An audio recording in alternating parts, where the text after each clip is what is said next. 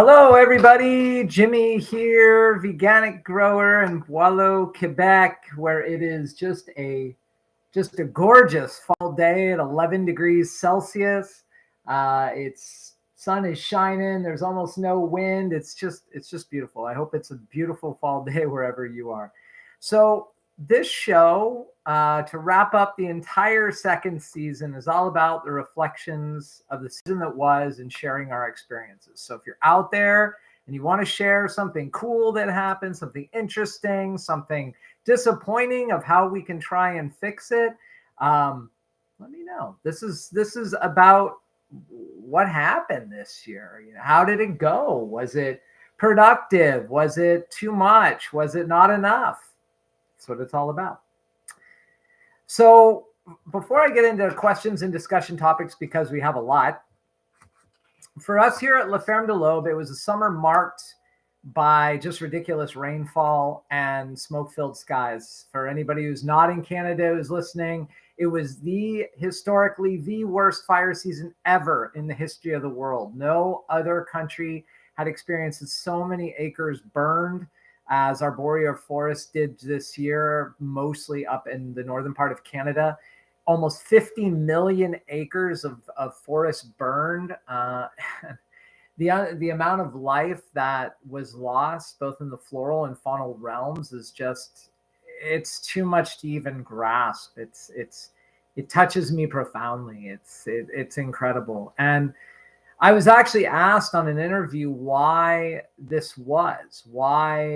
we have this extreme fire season this year? Well, climate changes that happen, they're going to create all sorts of weirdness everywhere that we live. And what happened this year, even though here at La Ferme de l'Eau in Boileau, and before I continue, hello, Daniel from Germany. Good to see you. So here in Boileau, the snow was almost more than we've ever had before at Mont Tremblant, which is kind of our ski resort town, not that far away from us. It was more snow than ever. But up north, up in the northern boreal forest, the snows didn't come. And when it finally melted, I mean, they came, but they didn't come in grand capacity. And when they finally melted, it was dry. And the way that the conifers work, I mean, they're made to sustain some fires. Most conifer cones will only germinate if a fire breaks open the cone, kind of depletes the soil a bit, those cones fall, the seeds fall in, and then they will sprout. This is how a boreal forest will regenerate itself. But when we have these dry temperatures, and this is where the anthropogenic part of it comes in, when we have these dry temperatures, and then us as humans, we've cut off all of the trees in certain areas, and we've created just these sort of new growth, very small, or these tree planted places where the trees are not big anymore. It's going to just create massive fuel for these fires to burn out of control. Well, just like everywhere else in every other industry, there's a lack of manual labor, and in the wildland forestry firefighting crews, it's exactly the same thing. There aren't enough people to fight the fire. So here in Quebec, when a fire breaks out, they actually classify it level 1, level 2, level 3. Level 1 is a fire that affects human life and human infrastructure. Level 2 is a fire that is remote but is going to get close, and level 3 is basically just the wild forest. Well, during the majority of the Quebec fire season, when it was really intense in June, they were only fighting the level 1 fires. They were only fighting the fires that were risking power lines or risking civilization or risking roadways. So they were just letting the forest burn. And this basically is what happened all throughout Canada. So unfortunately, when we look at it from that kind of perspective, we let the forest burn so humans don't perish or humans don't suffer, but every other living being does. And if we can think about how that works, I mean, supposedly nature knows and sees or feels the fires coming and they can move off. But if it's so dramatically fast and so intense, then there really is no way that these fires can be stopped and those animals can get out. So anyway, so yeah, so the torrential rains that we had all throughout July and August, I'm saying somebody else, these are Daniel I met before, but Jennifer, hello, from Santa Fe, New Mexico. Very cool. I used to live in northern Arizona, never been to Santa Fe. Wanted to go, never got there, will one day because it's just on my list. So our rainfall this year in July and August was just extraordinary. It was the most ever for the summer. And when the rains actually dissipated, because those rains were actually putting a little bit of water on those fires that are out there, it just smelled like just you were walking in a massive drenched campfire. That's what it smelled like here. Now, what did that do to the plants? Well, all that extra carbon, the plants were sucking it up. So we've never had such incredible growth on our tomatoes, on our bell peppers, even some of our brassicas were just experiencing fantastic growth. But when you couple that with so much rain, there was just a lot of rot in the same. And I'm sorry about the little bit of light there. That's because the sun is coming in and I'm not going to close the shades to block it. So anyway, continuing on. So yeah, so it's very, very challenging for us here at La Ferme de l'Aube. However, thankfully for an exceptionally dry September, it saved our dry beans. We grow all of our own dry beans here. So it saved our dry beans and our seed harvest. So we actually will end up having quite a seed diversity this year, even some new items like Scarlet Nantes heirloom carrots and Marketmore 76 cucumbers, which is absolutely the best cucumber. Keep in mind, we do ship all around the world. So if you want to look at our website, it'll all be updated by the first week of January, just in time for planting season, right? Or seeding season. But it wasn't just about farming for us. We changed gears a little bit. This was a year where we decided not to sell out to the public. We still produced food for ourselves and for our families. And we did produce garlic for seed and sale. We wanted to really see what was happening here biodiversity. So I had conducted my first biodiversity study here in 2018. And now in 2023, it was time to do it again. Now, what I did is I actually dedicated an hour every morning, if not more, but an hour every morning to get out, get into the wilds and document and all the species that I saw. Obviously, floral species are very easy because once I have a listing of trees, I always have the listing of trees.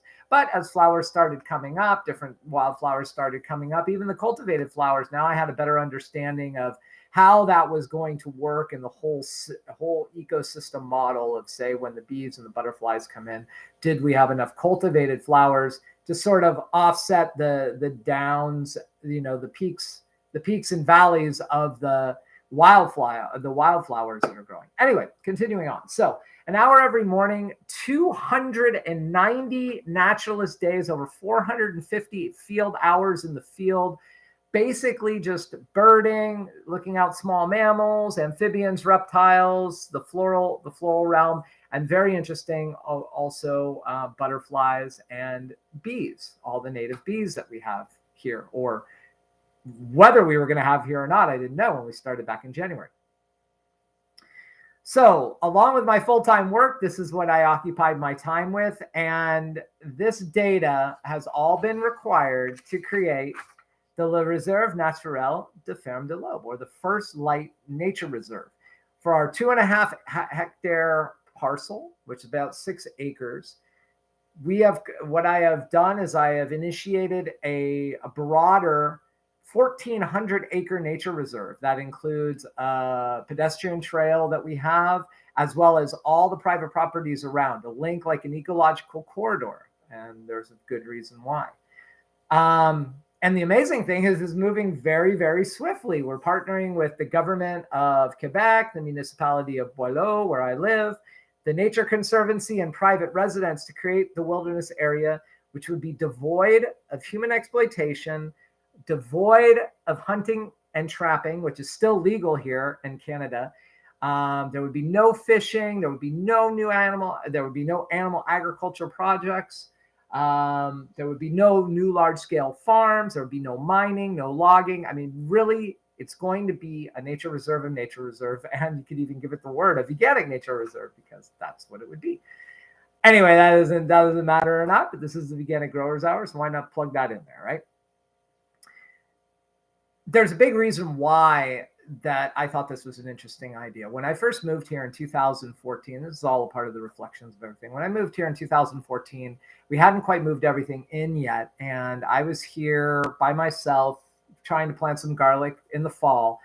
And that night I was sleeping in my sleeping bag with the windows open, kind of listening to the outside, and all of a sudden the wolves started yapping, and then they started howling, and I had no idea. Like, I had no idea that there were wolves here. Well, further research revealed that there are wolves here in the area. Historically, they were the gray wolf, and then the gray wolf was sort of unfortunately, was hunted to extinction. But before that happened, the coyotes moved in.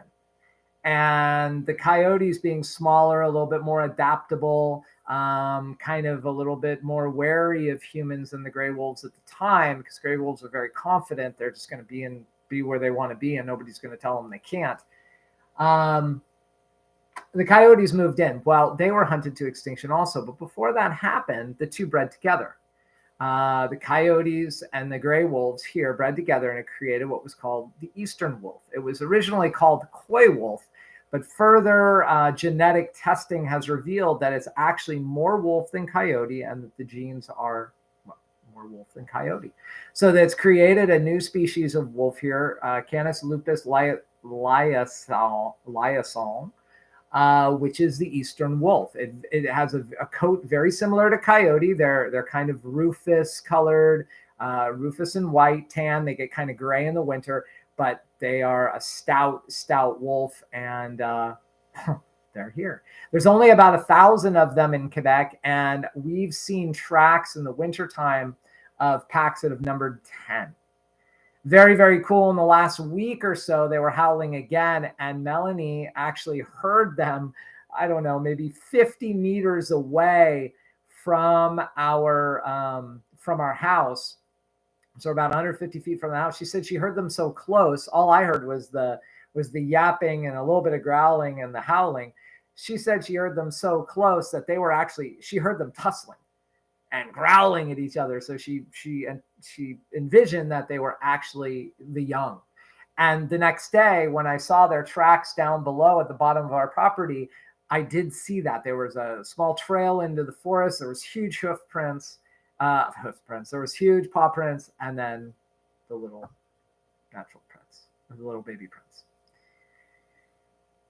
So why does this matter? Well, for me, this has been another dream to be a field research biologist, and now I can do it basically from my own front porch, which is basically the cosmic central point of this nature reserve I'm attempting to create. So this is important because sometimes we end up in areas where nature wants to take over. And where I live, nature wants to take over. Now, when we first bought this place back in 2014, the former owner had scraped out the land. I've talked about this before. Scraped out the land about 1 foot or 30 centimeters to sell off to a road company or to a gravel yard so that he could get gravel to build the road to come to the house. So he scraped off a foot of topsoil, about an acre's worth. Then he would also cut all the native flora 3 times a year, basically from our property going downhill where I'm looking now. There's a whole bunch of poplar trees or quaking aspen trees that have been rewilded that have in the last 9 years are now about 12 to 15 feet tall. So in the next 20 years, they're going to be quite intense. So he cut all that off. So he was basically creating a place for human habitation, so where he always had a view and that, wildlife wouldn't get that close. I don't know why he did that. Well, when we moved here, we decided to see what we could. We put our gardens in the most anthropocized areas, the places that have been the most wrecked, trying to rebuild the soil. And then obviously we wanted to have a small farm business and then grow food for ourselves. But we left all the rest of it go wild. We only cut a small patch where we have our fire pit. I'm looking at it now. Just a place for us to hang out where if the grass gets too long, then it's just uncomfortable for everyone, including our rescue cats who want to come out with us. And we have weasels. We have very, very aggressive weasels in the vicinity. So they'll hide in those grasses, and they'll take out our rescue cats if they happen to be on the outside at all. So we wanted to create that wild space. It made a lot of sense to us, because the more wild that we could have the wildlands, the more interesting biodiversity our gardens could be too, because the wildlands will secure home places for birds and for reptiles and amphibians and for bees. And then they'll come into our gardens to also feed on the cultivated flowers. Say we're talking about bees now, cultivated flowers, and also pollinate the crops that we need pollination, like all of our cucurbits, right? The more wildlands we have, the more biodiverse our systems are, the more that there is a flowing between cultivated and wilds. This is what we were attempting to create.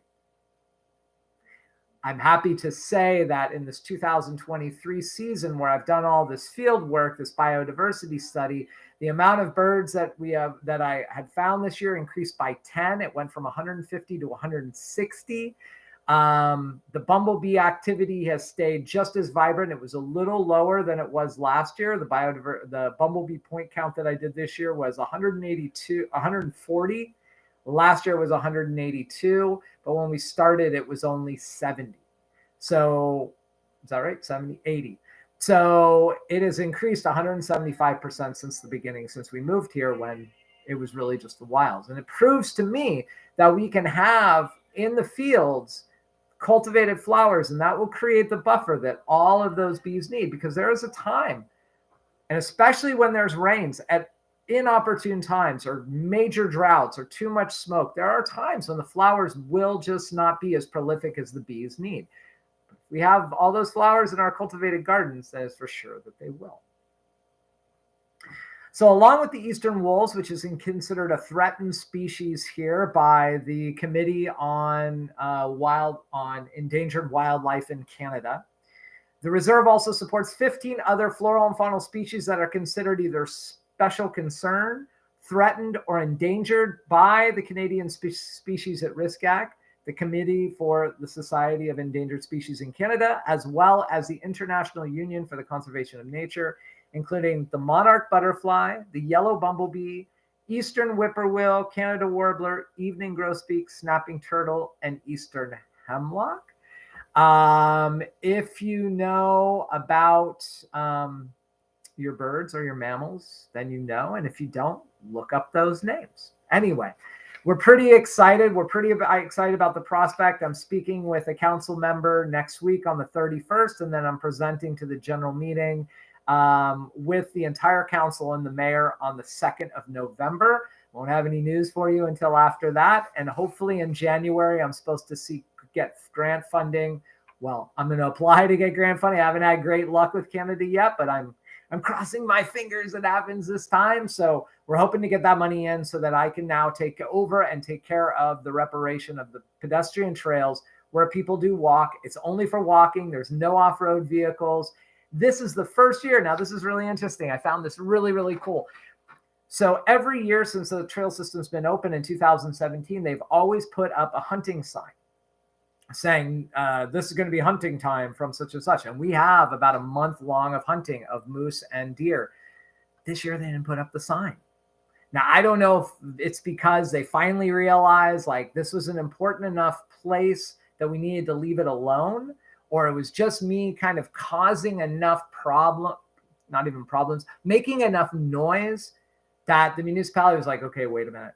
That's a public land. Maybe we should leave it public all the time. There are people in the area that all want to have no hunting in that spot. So maybe we need to appease them because we're voters. You know, this is just one of those small things. Now in Boileau, there's only about 250 voters, right? So 5 of us or 6 of us, that might make the difference. And that actually was the differential in our mayor getting voted in. I think it was a 5-vote differential. So it matters. It all matters. Kind of funny. I never would have thought, you know, those hanging chits and all that back in Florida back in the day, hanging chads, excuse me. You know, and when George Bush II won over Al Gore by, I don't know, 500 votes, nobody would have thought that it would have made a difference if you voted. Well, guess what? It makes a difference if you vote, or at least if they think that they may not get your vote, then they may do something to appease you. Well, in this particular case, it's to create something truly, truly special. Anyway, this was a huge reflection for me. This really doesn't have as much about gardening. However, it will, because going forward, if this show, and I'm not sure yet, if the Veganic Growers Hour gets renewed for season 3, then we will be talking about how we can incorporate the natural wilds into our garden spaces, and how we should look at our garden spaces as being places that are similar to nature reserves. Now, when I go to Montreal and I go to my parents-in-law's place, they have a vast flower garden. I mean, my mother-in-law is fantastic. She has flowers everywhere, perennials, annuals. It's beautiful over there. Well, when you go, it's just hopping full of bees. I mean, there's bees everywhere. This is in the middle of downtown Montreal. They have basically, I mean, they're in a little quartier, little neighborhood, but it is so amazing how the bees will gravitate there. And they don't just have bees. They have woodchucks come in, they have squirrels come in, they have skunks come in. I think and one of my friends who I just saw at the Montreal Vegan Fest a couple of weeks ago, they told me that they were in the park just down the place from their house, and there were 2 red foxes. And even cooler, the city of Montreal has got to let them live. So our gardens make a difference. Our small farms make a difference. We can be actually the beacons of hope for all of those beings that are being extirpated by huge industrial agriculture and animal agriculture, by just putting in a garden and thinking about it in a more diversified way. So if there is a next year, the very first show will actually be about that, how to create the most diversified garden possible, to plan it, to realize it, to conceptualize it. So anyway, I want to say hello to a few people. Celtic Tomato from Watson, South Saskatchewan. Good to see you again. And Fireweed, always great to have you here. Thank you, everyone, as always. The other thing I want to say is that all profit from our artisanal seed business and from book sales, and yes, I'm actually writing another. More details come. It's not about farming. It is about conservation. Details coming soon. Proposals have been sent off. When I know it's going to happen, it's going to happen. What do you mean if there's a next year? How do we make sure it continues? Well, it comes down to time and time and time and time. I don't know yet. You know, I have to see how the time fluctuates, but it is my hope. So we all keep our fingers crossed. I really enjoy doing these shows. Once a month is a lot easier for me than doing them twice a month like I did in season 1. But we just have to, you know, next year is next year. There was a lot of crazy stuff that happened over here this year. So just want to be sure that if I do it and I can commit to it and it can be renewed for season 3, that I will be able to dedicate the time necessary to put these shows together for you, because I don't want to just come up here and talk, even though it seems like that's really what I do. I just come and I just babble and ramble on. I actually do have a format. I don't always follow it like I'm not doing now, but I do always have a format that I try to follow. So I need to make sure that I have the time to make it worthwhile for everyone out there. So I hope that's fair. So all of the profit from everything that we do will go to aid in the creation and preserving of these sacred lands. There's a couple of parcels of land that are vacant that I would desperately like to see a part of the project. I don't know where the money will come from for that. But just so you know, all of the proceeds from all of this comes from that. So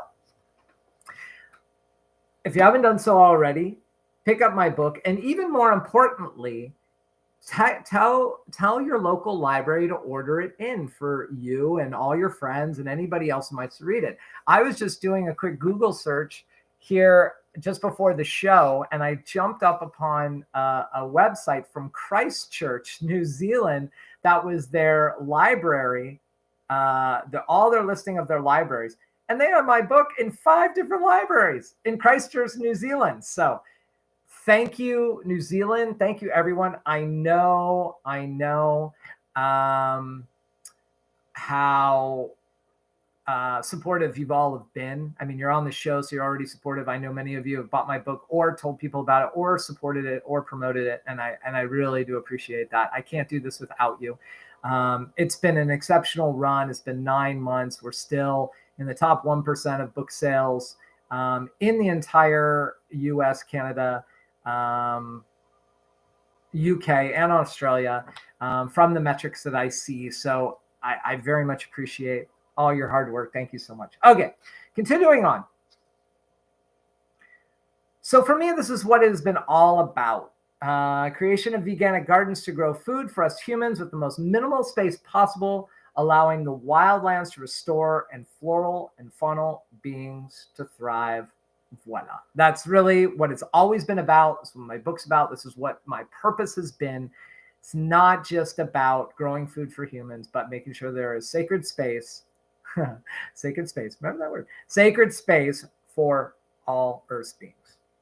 All right. So reflections and questions. There's a ton of stuff to talk about. So let me see if there's any other questions. Fingers crossed. I sure appreciate your time and energy, Jimmy, even if we have to tune in after the fact. Yeah, thank you for that. Maybe find a community approach on Vegan Summit. Yeah, the Vegan Summit. I'm going to tell that already, but the Vegan Summit for all of you out there, November 10th through the 12th. It's going to be absolutely fantastic. Expert worldwide who will be talking. I will be giving an interview with the fantastic Megan Kelly on Friday. So tune into that. So if you haven't registered, you can register for free at veganicsummit.com. Or if you want to purchase an all access pass, it's $33 US, so about $45, $46 Canadian. And it gives you a whole load of goodies. Plus, there'll be 3 bonus shows, 3 bonus live shows, and I will be a part of 2 of them on the Sunday. So if you have an opportunity, check it out. Veganic Summit, November 10th and 12th. I'll remind you again at the end of the show. First discussion topic. If we converted all agricultural farmland to veganic, would we cut global greenhouse emissions from agriculture? I'm going to say absolutely, and then I'm going to say why. So when we raise animals and when animals are raised, all the methane, all the carbon dioxide, we all know this as vegans. The carbon dioxide and the methane gets emitted from the animal and it goes into the atmosphere. Now, carbon dioxide takes about 50 to 60 years to break down, but methane is very, very potent. It will only take about 13 years to break down, but it's extremely, extremely potent. It's actually that methane that drives the amount of greenhouse gas emissions up in animal agriculture. Also, nitrous oxide is something that gets emitted in animal agriculture.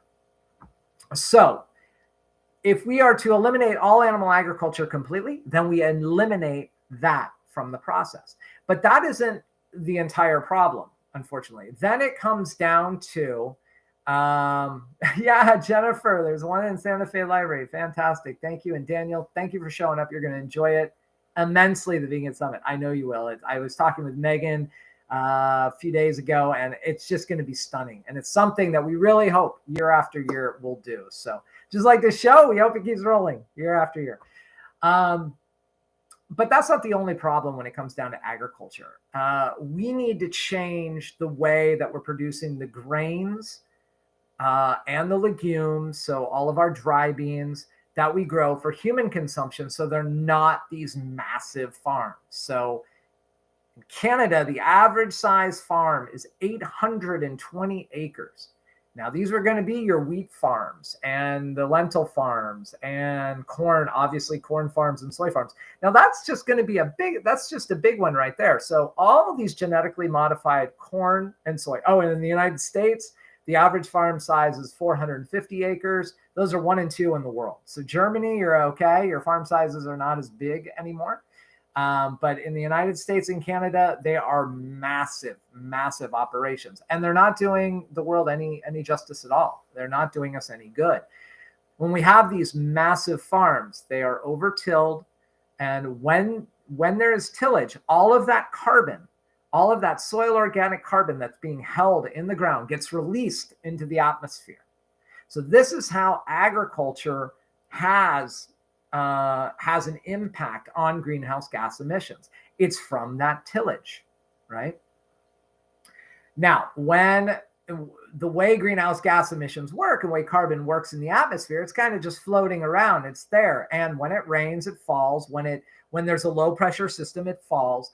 And what it's looking for to grip onto is plants and trees. And when plants and trees and oceans and rivers and lakes and grasslands or whatever. But when the carbon falls, if there's nothing to grab it, so if the ground is just bare, and this is why we always talk about in veganics, how we need to try to keep our grounds covered all the time. And it's exceptionally important in the winter time. Now, sometimes we have snows, and sometimes the snows don't come until December. And in certain places, they don't even come at all. And maybe, say in Santa Fe, they may not even come until January or February because of these super droughts, right? So if we don't have all of that green matter for the plant, for the CO2 to be eaten so that it can then be transferred by the plants to oxygen that we all need and all us animals need to breathe, then it's basically going to just bounce off and it's going to go back up into the atmosphere. So all this opportunity is lost just because, as farmers, as stewards of the land in this way, we haven't left it green enough. So when we clear cut forests, we're emitting more carbon in the atmosphere because all the carbon that was there that could get absorbed or sequestered now can't. So what isn't, and what's so interesting about all these calculations, a lot of these things are not calculated in, specifically is when we have a clear cut forest. We know that when we clear cut, we're emitting carbon in the atmosphere, but what isn't being calculated correctly all the time is how much could have been collected and wasn't. And it's not even in theory. There is models and there is a way to discuss it. I mean, there's things that range all over the place. Some people say that a land use change from animal agriculture or from logging or say from cutting down the forest to raise animals goes anywhere from 14% to 87%, some of the wildest models. Now, somewhere in between, I think Nicholas Carter from Plant-Based Data, he told me that he believes it's somewhere around 30%. So 1/3 of all greenhouse gas emissions in the atmosphere that is caused by humans is caused by land use change, by animal agriculture and land use change. So not only we do need to convert all over our large grain operations in the meantime to veganic, to using sort of a wonderfully huge crop rotation system where, say, you would have, say, let's say it's a 100-acre farm, and I'm not a proponent of this because they're very wasteful. They require big machines. I don't think that they're great. But until we figure out the best possible solution, and I will be discussing this with Ian Tolhurst and Johannes Eisenbach on the live show. It's a question that I have for both of them, and we should talk about it. There's a model study from Austria that showed that historic land use change effect on climate emissions. Yeah, that's it. So it's crazy. I mean, there's other parts to it, and I'll mention that too in a minute. But so let's say we have a 100-acre farm. Well, if we have a 100-acre farm, and let's say it's growing spelt, okay, let's say it's growing a certain kind of old-fashioned grain like spelt. We need spelt. We want spelt. I love spelt bread. I love to make spelt pancakes and spelt waffles. It's one of the grains that I eat the most. It's one of the flours that I eat the most. So I want to have spelt. You know, I don't want to live in a world where there is no spelt, where I have to change that if I have to. So let's say we have a 100-acre farm. Well, what I feel needs to happen is that we need to have at least another 100 acres that would be planted to a leguminous cover crop before that, right? So we can look at this in our gardens too. Let's say we want to grow a grain like corn, sweet corn, or milling corn. Let's say you want to grow an old-fashioned First Nation milling corn, and you want to start making your own like corn pancakes, like back in the day, back in the indigenous days, or you want to go ahead and just make flatbreads. And I used to make these all the time when I grew milling corn in Arizona. It's really, really wonderful. So let's say you want to do it on a small scale. So you want to have, say, 20-foot patch of corn. Well, before you would plant that corn, you would maybe put in the year before a 20-foot patch of clover, which is a nitrogen fixing legume crop that also takes different nutrients than the corn needs. Corn is a grass, it's a grain. It uses a lot of nutrients, but different than clover uses. So by using this sort of cover rotation, it was really the principle behind originally corn and soy, because soy is a legume and corn is a grass. So really, in essence, wasn't a bad system. The problem is it was being tilled under and harvested. It wasn't that it was bad in nature. Oh, and it was genetically modified, and they were spraying it with chemicals, and they were putting manures on it and urea. But besides all that, it was a very interesting philosophy. It's just unfortunately Monsanto, Bayer, and all the other ones, DuPont and Dow Chemical, got a hold of it and created this gigantic, nasty monster that we just can't keep getting rid of. We can keep cutting that nasty corporate monster's head off, and it just keeps coming back. So what we would need on a grander scale is that we would need 100 acres. At least this is what I believe, and this is what I'll be discussing. We need 100 acres of the spelt. And then the next year, we would need 100 acres of, say, annual clover, or let's say lentils, right? But it wouldn't be a lentil that we would eat. We would actually let all the pods and all that carbon go back into the soil, right? We probably would need to see tillage, but there are ways to do a low-till or no-till method of drilling seed into the cover crop. It's kind of like that. Fukuoka, Masanobu Fukuoka model of natural farming, where he would drill or plant his rice in where the rice had already fallen, instead of taking it out of the wet rice fields. I mean, all that wonderfully rich material was breaking down, and a lot of the other rice farmers would, I guess, dredge it out to go ahead and have clean fields to plant their rice. But he thought that it made sense to let all of that rice decompose and then that rice shoot up. I mean, it made wonderful sense, and it worked. And that's why if you haven't read The One Straw Revolution, check it out. I mean, now he wasn't veganic. He used chicken manure from his family's farm, but you could take out the chicken manure and you would have the same result. He just didn't for some reason. I don't know why, but doesn't matter. The idea and the principle was legendary. And we can use that now. We're actually starting to see this happen now on bigger scale farms. But this is the only way bigger scale can work. You would have to have a 1-to-1. Now, Helen Athow, who is also going to be speaking at the Vegan Summit, told me that she really thought it would be more like 2-to-1 or 3-to-1. So instead of having just 100 acres to plant for cover crop, you would need to have 300 acres. But my question is, can it even be smaller than that? Can we have like cooperative spelt farms that are 20 or 30 acres? Cut and carry, undersowings, precision tillage, etc. Exactly. There are ways. There are ways on a smaller scale to a grander scale. We're starting to see it. It's slow in coming. But really, it comes down to the fact that we need to get rid of all chemical fertilizers, all chemical sprays, and all manures. So if we converted, to the answer to the question, if we converted all ag farmland to veganic, would we cut GGEs, greenhouse gas emissions, even if they're larger scale farms? 100%, absolutely, without question. Greenhouse gas emissions from agriculture would go down. Then when we create smaller versions of that, they would be cut even more. All right. So I think I've already talked about that. So let's continue on. So from Cody from Missouri has a couple of questions. The first one is about tools and garden prep. Now, somebody said,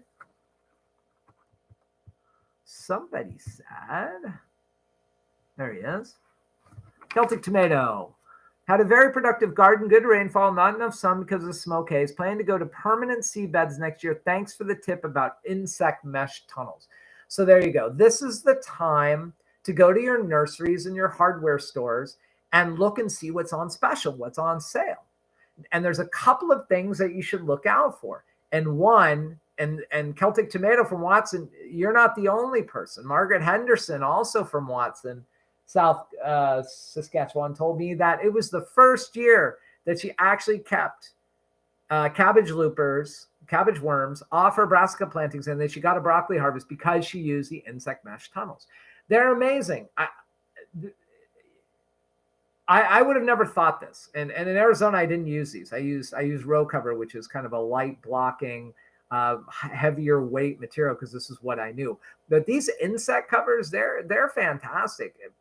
If you think about it, the only thing I don't like about it is that if you do, say, grow your brassicas underneath, well, then there's not going to be any flying creatures that are going to be able to get in. Doesn't mean there's not going to be anybody going underneath. All the arthropods are still going to go underneath. There's still a very vibrant ground crawling insect community within the brassicas, but you're just not going to get sort of the winged creatures to be able to be on the brassica plants. I don't particularly like that, but if you look at it this way, then it'll make some sense.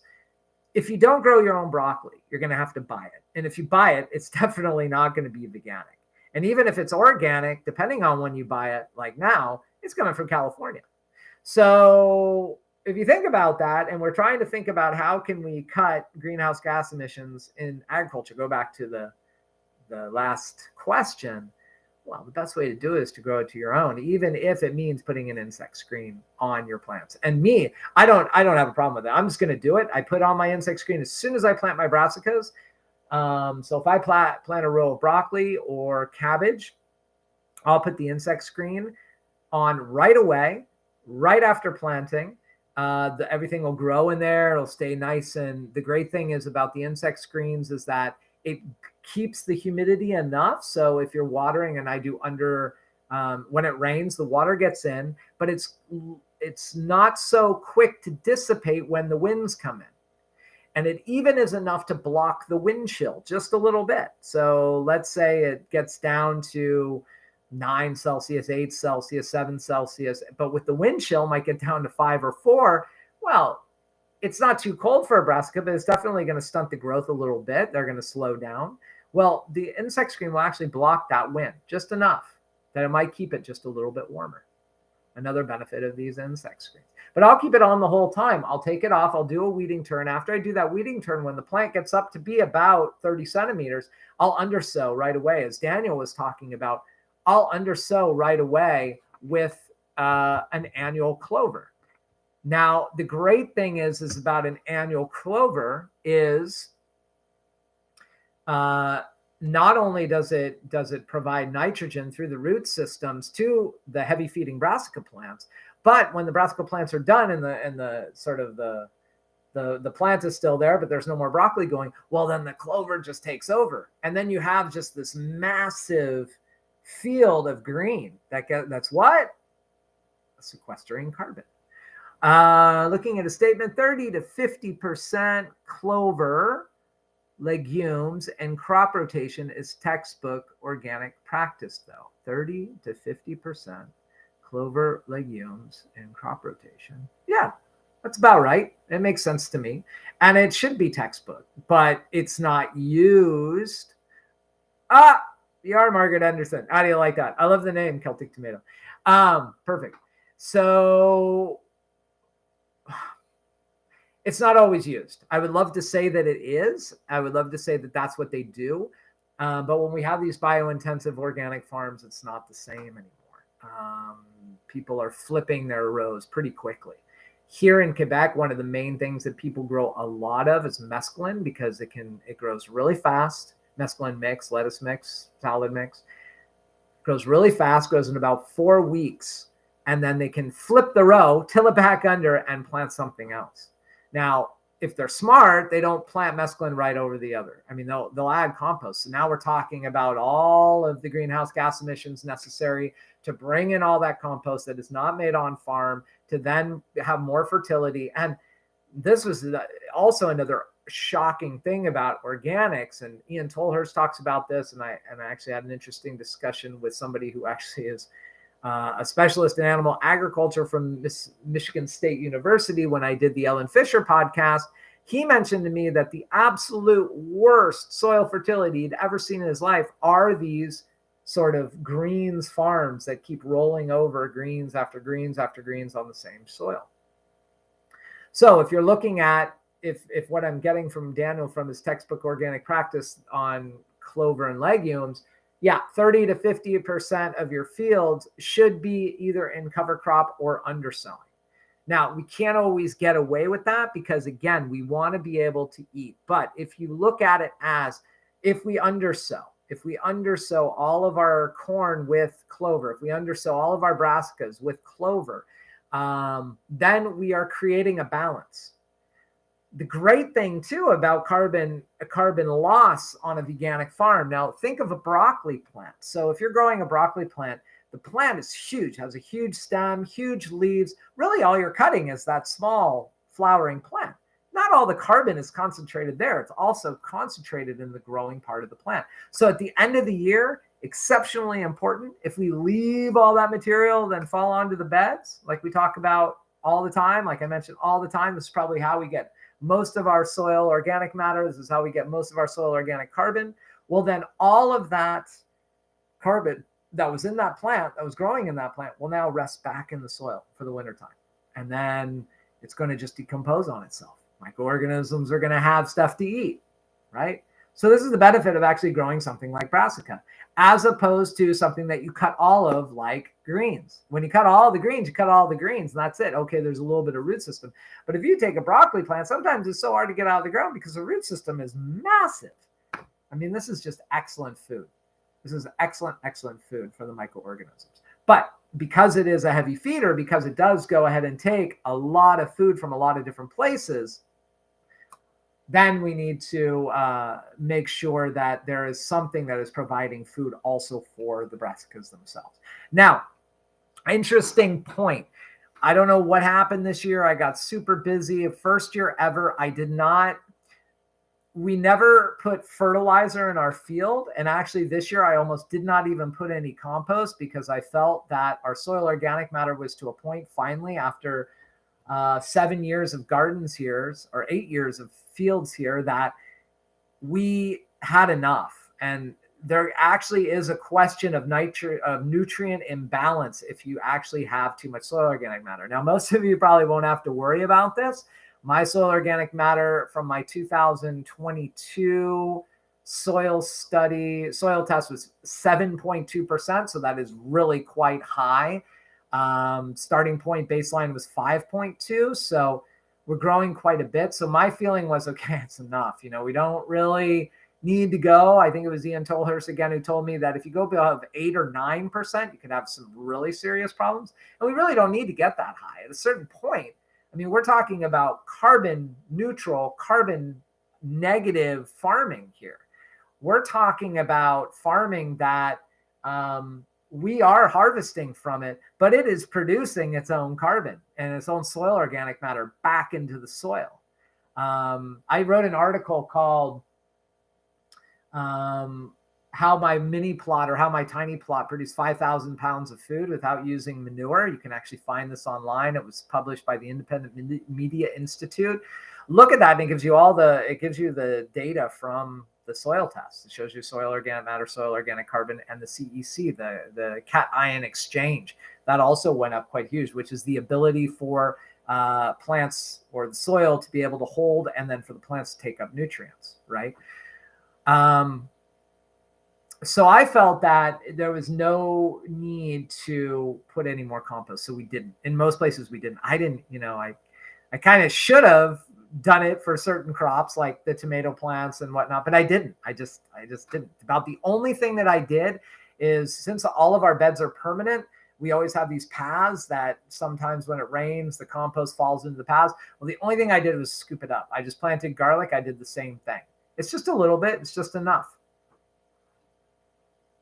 That is actually on point with Johannes Eisenbach's humus soil theory. Yeah. And, the whole biocyclic humus theory, I mean, yeah, that's the thing. Eventually, if you build your soil correctly and you let the soil have food all the time. So I'm talking, you need it in the spring. So you never pull your plants out, because in the spring, all the microorganisms are going to start working. Here where it snows, they're going to start working in the soil before the snow's ever thawed. It's actually quite intense. Like up above the snow, it might be minus 20 Celsius, but underneath the snow, it might be 0. And those microorganisms are already working. You can actually see it at the base of trees when spring comes, that because some people say it's because the heat that transfers off the bark goes in the soil, but I think it's because the microorganisms underneath the snow are already working, and they come up from the roots, and you see those like little snow fleas. That's what we have here, like little tiny arthropods. And they just start working. They create massive heat. So all around the base of the trees, before there's any other open patches of snow, there's open patches. It's really pretty cool. So yeah, so I felt that there was enough compost. So usually we spray with a Ortsy, nettles, comfrey fertilizer that we make ourselves. So it's it's just leaves of nettles in the spring and comfrey, and it's called a plant-based tea or purée in French, or there's other names for it. And we let that sort of decompose, ferment for a couple of weeks. And then I have a very concentrated, very smelly formulation. I did a YouTube show on this, on how to make your own plant-based fertilizer.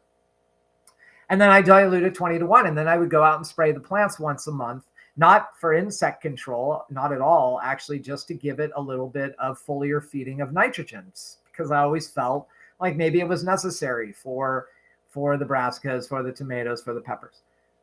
Well, this year we made it, and I just didn't get around to it. I don't know what happened. I just didn't ever make it. So I didn't spray once. Normally for certain crops like corn, it would be 3 times. For tomatoes, it'd be twice. I never spray the plants with this foliar feed when the tomatoes are there. And I know spray anything that we eat the leaves off of. So I would never spray like lettuces or greens or anything like that. But I just didn't this year. And I have to say the production was pretty similar. So it's not that doesn't work. And probably in certain soils, it works pretty well. So if your soil organic matter is 2 or 3 and you kind of struggle with certain nutrient deficiency issues, well, then making these plant-based fertilizers, or even doing a liquid drench, doing a watering regime with that liquid fertilizer once every few weeks would probably do really, really well with that soil organic matter low. But with our soil organic matter so high, our plants just went nutty. And again, it could have been because of the carbon in the atmosphere. It could have been from the fires as well. So there you go. Just a little test. Now, I've always wanted to do side-by-side comparisons, but in the end, I don't think I'm going to ever really get there. In my head, again, it always comes down to the same old thing. If we are looking ourselves as gardeners or farmers, as soil gardeners or soil farmers, and we are creating the best possible living soil that we have, we will never have problems. And yes, tillage does damage the situation. I do have a small rototiller. I do use it from time to time. When that clover just gets so intense in the spring, even when I rake it out, I can't get, but we do weed, we do take out the root systems before we plant, if we know that it's a seed bed that needs to be nice and clear, like carrots or lettuce mix, or even beets. We need to make sure that there are spaces that there are patches that are sort of free of all native flora or any of the cultivated flora that we still have there, so that our plants actually grow better than the native flora, because it's going to grow back and it's going to be prolific. Even if it's an annual, this is the thing that I notice. I mean, even the annuals, they'll come back because, again, the soil, may be at the soil level when the snows fall. It really isn't. We're a 4A zone, so we get down to minus 35 Celsius. Maybe we don't, maybe our soils don't get that cold. That's an interesting statement, Daniel, about tools. So go to your nursery, go to your hardware store. My absolute favorite tool is not one that you will find really in most seed catalogs or agricultural catalogs. It's really just a 4-pronged cultivator that's standing up. So they make them where you can do it by hand. And it's basically like just claws, and it helps bring up root systems. Well, before we plant in the spring, we'll just use that to kind of just break up the top couple inches of soil, just enough so that really all you're doing is you're making the microorganisms start working. So when you plant your little transplant, all of a sudden there's nitrogen working, there's heat working. So this is one of my favorite tools. So go to your nursery, go to your hardware store. That was the point of this, because Cody had asked, what about tools in garden prep? Go see what they have on special. See if there's anything that you can have. I mean, really, everything that we use here is quite simple. I do have a broad fork that I bought from Johnny's Selected Seeds, which is like a big 5-prong thing. You step on it and it sort of aerates the soil. I don't even use that all the time. And my soils aren't that deep. I mean, our raised beds are probably 4 or 5, so maybe 10 centimeters off the level. And then they go down maybe 30 centimeters. And then you hit kind of a harder pan where the roots do go. But I don't go down further than that. Cultivated plants don't need to go further than that. Our tomato plants get tall enough, because what ends up happening, because of the beds being more cubic feet, the tentacles spread. They just go wider. Now, you do want them to go down as deep as they can, but, I'm not going to till to make sure that they do. I'm going to let it naturally go. And it's for sure that when we first started, where we only maybe had 3 inches of topsoil, not even after he cleared it out. Yeah, it was probably 3 inches. So about 7.5 centimeters of topsoil, to now having almost a foot. This is all from the work that we've done and letting everything stay in place. Go check your nursery's hardware store. I love shovels. I love wooden handled shovels. I have all my tools that I bought have never broken. I bought most of them 9-10 years ago. And for me, I do enough work now on the computer and writing and whatnot that if I don't get that good 2 hours every day of manual labor outside, oh my gosh, I feel like my brain's going to fry. I'm going to feel like my head's going to explode. Maybe you feel the same. For me, it has always been my there's a word and I'm not going to get it. Anyway, it's falling in my old age. But for me, it's always been my salvation, that if I am going to be spending a lot of time doing book work, doing intellectual work, then I need to have that time where I'm really just doing really good, solid, good, hard field work, because it just makes you feel good. Being in the sun, digging, shoveling with your hands, putting your hand cultivator in to break up the soil, planting barehanded, bare-fingered, so that you're getting all those wonderful nutrients from your soil right into your fingertips, right in through your pores. This is what makes it for me. All right, let's see if I have any more questions.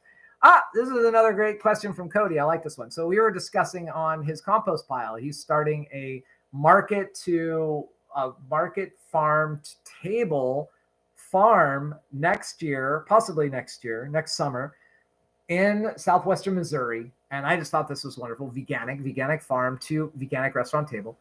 And he asked, and he wanted to make compost. So he used the method that I highlighted in my book, the layering system, then covering it. And he wrote me, says, so I went out this morning and there's all sorts of claw marks and holes in my plastic. Should I be worried and should I change it? Anyway, the question is, do animals get in your compost? Yeah, they do all the time. The foxes go in, the skunks go in, the moles, they breed in there. And it's okay. It's okay. The only thing that you have to do is you have to be careful that when you go to turn your compost in the spring, or once during the season or twice during the season, depending on how well you made your compost pile, then you just need to be careful you don't spear the little guys or little women, because it can happen. So anyway, yeah, of course they get in the compost and it's great. It's fine. It does not matter. But I think I went through all the questions. Look at that. We're almost out of time. But I too wanted to mention, yes. So, coming events. Again, for all of those who are going to be watching this later, for all those who are here now, the veganicsummit.com, November 10th through the 12th, the first ever online conference from worldwide experts around the world on veganic growing and farming. Register for free or upgrade to the all access pass, I can tell you from the work that I've been doing on it and from my interview and the people that I know are speaking, this is something that we should all be excited about. Like, this is the revolution, the transition, the revolution in agriculture that we're looking for. You can thank with all of your heart the incredible work by Megan Kelly and Stefan Grollo at the Veganic Agricultural Network, as well as Learn Veganic, for putting this thing together, for having the vision to put it together. When I was privy to what, yeah, Daniel, there will be interactive parts, but you have to sign up for the all access pass. So this is how it's working for this year, that if you sign up for the all access pass, then you will have access to 3 live interactive shows. There's going to be more details coming. Just keep looking at the Learn Veganic website, but for sure that. And if you click on all access pass, you can see. And if you're short of cash and if you're looking for a sponsor, write Megan and ask her. There are some free all access passes available. You just have to have a very persuasive pitch. Apart from chat, I don't know. No, for this juncture, that's what it's going to be. There's not going to be any on-field, on-farm demonstrations. We're kind of getting into the end of the season, but mostly it's going to be us speaking, talking, inspiring, getting really to as much as we want. However, since you're thinking quite hard about it, and I really need to roll out of here, since you're thinking quite hard about it, Daniel, if you have any suggestions as to what you wish to see, either before it starts or after it's all over, then write veganicsummit.com and let them know. Because this is the other thing about it. We want this to be, we already have ideas. They already have ideas. I'm going to help them a little bit for next year. They already have ideas for another year. And there are ideas for the next 10 years. But we want all the ideas possible. Of course, every situation is different. Every region is different. We want to pull from as many as we can. So anyway, that's it. Thank you. Another season down. Veganic Growers Hour, season number 2, signing off until next year. We hope, I hope, I know you hope. Thank you very much for being here. It is my pleasure to speak with you and see and be a part of your comments. And as always, peace. I wish you a wonderful couple of months for you, for all the beings that live in your world. Take care, and I will hopefully see you next year.